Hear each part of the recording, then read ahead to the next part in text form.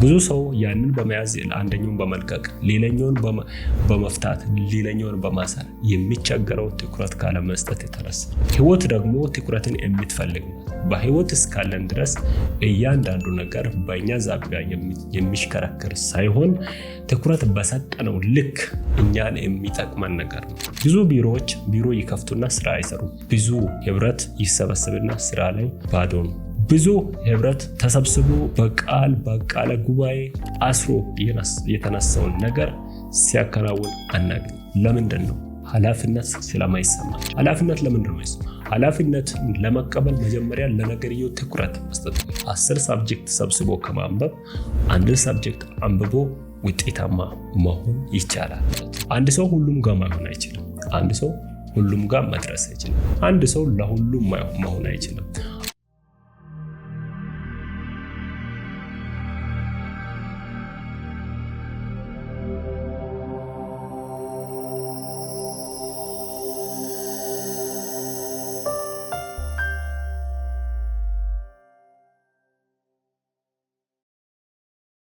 ሰላም ውድ የተወደዳችሁ የኪንግዴ ሚዲያ ዩቲዩብ ቻናል ተከታታዮች እንደምን አላችሁ? ይህ በየሳምንቱ ወደ እናንተ የሚቀርብ የጎልደን ጆርኒ ፖድካስት ፕሮግራም ነው። አብረን እንቆያለን። ዛሬም ደግሞ ከአንድ ታሪክ ተነስተን ወደ ራሳችን እንመለከታለን። እሱ ምንድነው?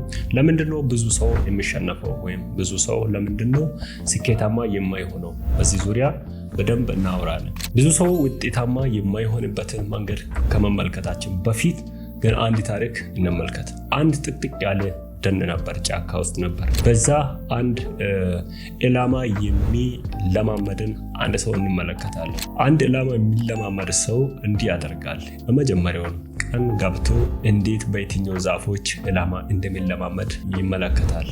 በማግስቱ ደግሞ ለዛ የሚያስፈልጉ መሳሪያዎችን ይዞ ወደ ደን ይገባል። ጫካ ውስጥም ገብቶ ኢላማ መለማመድ ይጀምራል።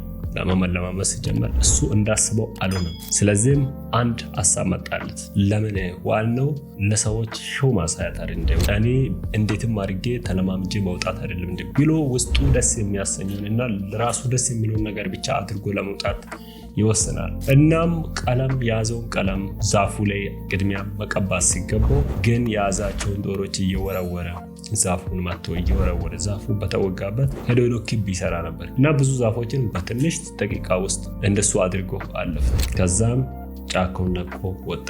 አንድ ደግሞ ሌላ ሰው መጣና ያንን ጫካ ይመለከተዋል። ምን አይነት ሰው ቢመጣ ነው ዛሬ በዚህ ሰዓት ውስጥ ይሄን ሁሉ ኢላማ ተለማምዶ ሰርቶ የወጣው ይሄን ክቡ ቦታ በስትሬትሊ መጥቶ ያለፈው ብሎ በጣም በመገረም ይመለከታል። ኦኬ በማግስቱ መምጣት አለብኝ ብሎ ራሱን አሳመነ። በሁለተኛው ቀን ደግሞ ይህ አራሚ መጣ። አሁንም ሲመለከት አሁን የሚገርም አቀባብ ተቀብቶ የሚገርም ስራ ተሰርቷል። ለዚህም ብሎ ሰውየውን ፍለጋ ይያያዛል። እየዞረ በፈለግ ጀመረ። ጫካ ውስጥ ፈልጎ ሲያገኝ ሰውየው ክቡን መስመር ሰርቶ ኢላማውን አልሞ ሰውን እየመታ ያለው መጀመሪያ በጦር የመታበትን ያንን ሄዶ እየከበባት ነበር የሚያልፈው። እንግዲህ ይሄ ቀላል ሜትሪክስ ነው። ይህንን ያየ ሰው በጣም ገረመውና እንዲህ ይቻላል እንዴ በማለት ጫካውን ለቆ ይወጣል። ስለዚህ ሰው ህይወት ማሰብ ይጀምራል። በጣም ገርሞት በጣም ኢላማ ማለት በጣም ትልቅ ጥበብ የሚጠይቅ ትልቅ ክህሎት የሚጠይቅ ወሳኝ ነገር ነው። ነገር ግን ሰውየውን ሊያደርግ የሞከረው ያ ኢላማ ስለሚከብደው ብቻ የሚቀለውን መንገድ ብቻ በመጠቀም ነበር ለማለፍ የወደደው። ከዚህ ሰው ታሪክ ላይ ከዚህ ሰው ልምድ ላይ አንድ ነገር እንማራለን። እሱ ምንድነው? ብዙ ነገሮችን ሰው ስለጀመረ መጀመር ወይም ሰው ስለሚሰራ መስራት እና እንዲሁም ደግሞ ሰራ ለማለት ብቻ መስራት ይለያያል። እያንዳንዱ ነገር ትኩረት ይፈልጋል። እያንዳንዱ ነገር ከዓላማ ጀምሮ እስከ ታየለት ግብ ድረስ መውሰድን የሚፈልግ ነገር ነው። ስለዚህ ብዙ ሰው የሚሸነፈው ብዙ ሰው ስኬታማ የማይሆነው ለምንድን ነው ሲባል በውስጡ ለያዘው ወይም ለነገርየው ትኩረት ባለመስጠት ነው። ትኩረት በጣም ትልቅ ነገር ነው። ንስር በትኩረት ነው የሚታወቀው። ማለት ትኩረት ሲነሳ የንስር አይን ወይም እንደ ንስር የሚባል ነገር ብዙን ለመያዝ አይቅበዘበዝም። አንዱን ግን ለመያዝ ለማደን ትልቅ ዋጋ ይከፍላል። ረጅም ይበራል፣ ረጅም ይመለከታል፣ ረጅም ይፈልጋል። ያንን ነገር ግን ቀጥታ ያገኘዋል። ብዙ ሰው ያንን በመያዝ አንደኛውን በመልቀቅ ሌላኛውን በመፍታት ሌላኛውን በማሰር የሚቸገረው ትኩረት ካለመስጠት የተነሳ። ህይወት ደግሞ ትኩረትን የምትፈልግ ነው። በህይወት እስካለን ድረስ እያንዳንዱ ነገር በእኛ ዛቢያ የሚሽከረከር ሳይሆን ትኩረት በሰጠነው ልክ እኛን የሚጠቅመን ነገር ነው። ስለዚህ ትኩረት በማጣት ብዙ ሰው ይሸነፋል። ትኩረት ባለመስጠት ብዙ ሰው ከመንገድ ይቀራል። ስለዚህ ትኩረት ማድረግ ለአንድ ሰው ድል ወሳኝ ነገር ነው። ድል የሚመጣው ከትኩረት እንጂ ድል በመላ ወይም በግምት ወይም በምኞት አይመጣም። ለምንድን ነው በምኞት የማይመጣው? ለምንድን ነው በምኞት ወይም በሙከራ የማይሳካልን?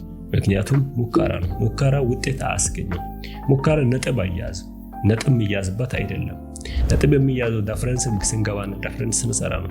ለምንሰራው ስራ ደግሞ ትኩረት ስንሰጥ። ትኩረት ለምን ያገለግላል? በትኩረት ውስጥ ጥቃቅን ነገሮችን ማየት እንችላለን።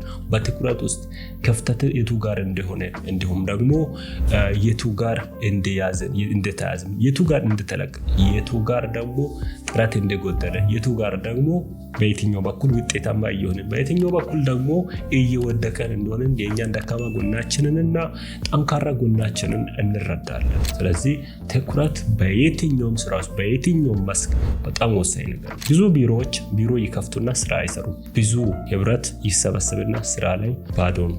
ብዙ ህብረት ተሰብስቦ በቃለ ጉባኤ አስሮ የተነሳውን ነገር ሲያከናውን አናገኝ። ለምንድን ነው? ኃላፊነት ስለማይሰማቸው። ኃላፊነት ለምንድን ነው የማይሰማው? ኃላፊነት ለመቀበል መጀመሪያ ለነገርየው ትኩረት መስጠት። ትኩረት የተሰጠበት ነገር ደግሞ ልብ ውስጥ የሚቀር ነው፣ ልብ ውስጥ የሚገባ ነገር ነው። ስለዚህ ትኩረት እያንዳንዱን ነገር ለማከናወን እያንዳንዱን ነገር ከግብ ለማድረስ በጣም ወሳኝ ነገር ነው። እንደዚህኛው ቀለም ብቻ ቀብቶ ግን መሃሉን ሳያለም እንደሚያልፈው ሰውዬ መጀመሪያ ጦሩን ወቅቶ ቀለም ቀብቶ እንደማለፍ ህይወት አትመራም፣ ስኬትም አይመጣም፣ ድልም አይገኝም። ስለዚህ ትኩረት ወሳኝ ነገር ነው። በህይወታችን ትኩረት በጣም ያስፈልጋል። 10 ሳብጀክት ሰብስቦ ከማንበብ 1 ሳብጀክት አንብቦ ውጤታማ መሆን ይቻላል። ውጤታማ ለመሆን 10ንም በመደዳደር ማንበብ ሳይሆን አንዱን ሳብጀክት ለይተን ማንበብ፣ ጊዜ ማውጣት፣ ስኬጁል ማድረግ ነው የሚያስፈልገው። ውጤታማ የሚሆነው ይህ ደግሞ ትኩረት ይባላል። ትኩረት ሁሉንም ነገር ሰብስቦ ማጓጓዝ አይደለም። ትኩረት አንድን ነገር ነጥሎ መስራት ማለት ነው። አንድን ነገር ነጥሎ በትኩረት ማየት ማለት ነው። አንድ ሰው ሁሉም ጋር መሆን አይችልም። አንድ ሰው ሁሉም ጋር መድረስ አይችልም። አንድ ሰው ለሁሉም መሆን አይችልም። አንድ ሰው ለአንድ ነገር ነው። ያንን ነገር እስካሳካ ድረስ ያንን ነገር ደግሞ እስካደረገ ድረስ ወደ ሌላኛው ማሸጋገር በጣም ቀላል ነገር ነው። ስለዚህ ትኩረት ከመቅበዝበዝ ያተርፋል። ትኩረት እስከሰጠን ድረስ ለነገሮች፣ ትኩረት እስከሰጠን ድረስ ለህይወታችን፣ ትኩረት እስከሰጠን ድረስ ለምንሰራቸው ስራዎች በጣም ውጤታማ እንሆናለን። ይህን ዘመን ስናይ ደግሞ ትኩረታችንን የሚስቡ ብዙ ነገሮች ያሉበት ነው። ስለዚህ ራሳችንን እንዴት አድርገን ነው መቆጠብ ያለብን? እንዴት አድርገን ነው መመጠን ያለብን? ለሁሉም ነገር ልክ አለው። ገደብ የሚባል ነገር ነው። ወሰን ማበጀት አለ። በዚህ ልክ ከተንቀሳቀስና በዚህ ልክ ከተረባረብን ብዙ ነገሮችን መስራት እንችላለን። ብዙ ስኬቶችን ማምጣት እንችላለን። አንድ ጸሐፊ እንዳለው በጣም ጊዜ ያጣ እንደሆነ ዙሪያህን ተመልከት ብሎ ይናገራል። ጊዜ ያጣ እንደሆነ ዙሪያህን ተመልከት።